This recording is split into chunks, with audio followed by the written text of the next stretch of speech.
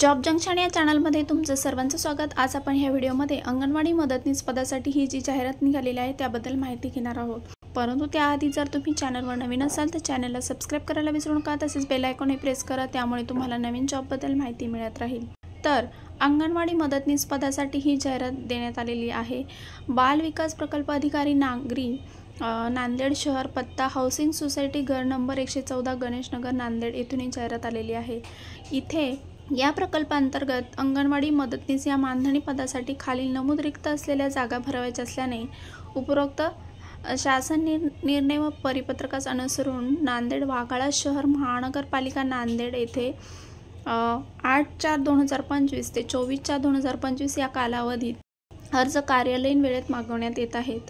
तर खाली इथे पोस्ट दिलेले आहेत आणि विभागाचे नाव दिलेले आहे। तर देगलूर नाका रिक्त असलेल्या अंगणवाडी केंद्रांचे नाव आणि भरावयाचे मदतनीस पदांचा इथे तपशील दिलेला आहे।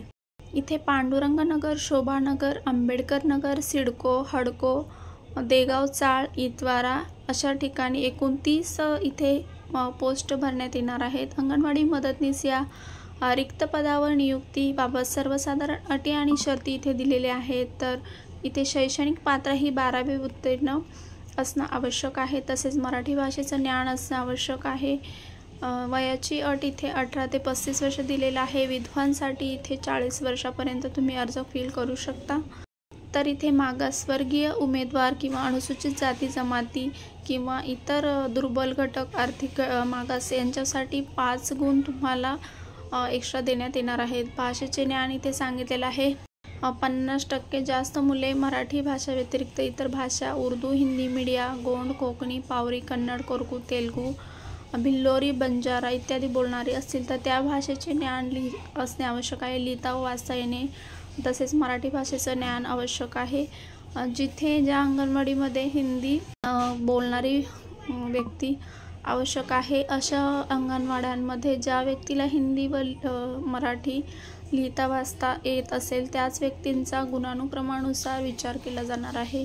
जी निवड यादी तुमची लागणार आहे ती http://nanded.gov.in या वेबसाईटवर लागणार आहे। इथे तुम्हाला सर्व PDF शेवटी अर्जाचा नमुना दिलेला आहे। तसेच तुमची निवड कशी होणार आहे याबाबतची माहिती सुद्धा इथे दिलेली आहे। शैक्षणिक पात्रता इथे 80 गुणांपर्यंत कशा प्रकारे तुमचे गुण तुम्हाला दिले जाणार आहेत त्याबद्दल माहिती दिलेली आहे। 80% पेक्षा जर जास्त गुण तुम्हाला 12वीमध्ये असतील तर तुम्हाला 60 गुण देण्यात येणार आहे। 70 ते 80% असतील तर 55 गुण देण्यात येणार आहे। तसेच जर तुम्ही पदवीधर असाल तर 10 गुण, पदव्युत्तर असाल 4 गुण, BEd DED असाल तर 2 गुण तुम्हाला देण्यात येणार आहे। तसेच MSc IT झालेलं असेल तर 2 गुण आणि जर तुम्ही अनाथ किंवा विधवा असाल तर तुम्हाला 10 गुण देण्यात येणार आहेत। अनुसूचित जाती जमातीसाठी 5 गुण, इतर मागास विमुक्त भटक्या जमाती, आर्थिकदृष्ट्या दुर्बल घटकांसाठी 3 गुण देण्यात येणार आहेत।